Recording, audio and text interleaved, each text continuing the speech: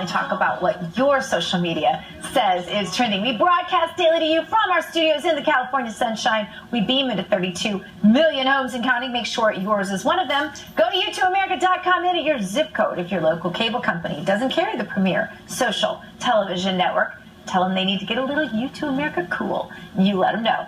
I'm Dr. Gina. The Pope coming to America. He has made his way through Cuba and then on to the United States. He will address a joint session of Congress on Thursday, and some congressmen have said they won't attend the Pope's speech to Congress because he's soft on communists like Castro and because he has started spouting some liberal rhetoric like man-made climate change. Here to discuss is political and social commentator Barry Nussbaum. Barry, welcome back to America Trends. Good to have you.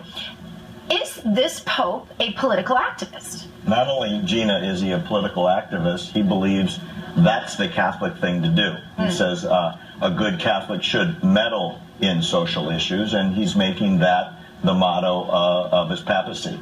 Now, has this been, though, the tradition of popes to get involved in politics on the policy level like this? You know, it depends on which pope.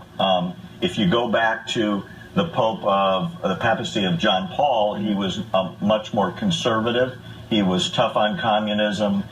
He wanted changes in government, but towards democracy, towards liberal ideas in terms of freedom of speech and freedom of expression and so forth. This Pope is the other way. He's more of a Bernie Sanders socialist than a Ronald Reagan conservative, if you were going to put him in a category, definitely. So how does this affect the church in terms of numbers? Are there any studies to say that more Catholics are coming toward the Catholic Church, more Catholics are leaving the Catholic Church, and specifically in the United States, what do you think the impact will be? Because obviously we're a pretty capitalist society, except for the Barry Sanders notwithstanding. I was shocked to find out the answer to the question you just asked me.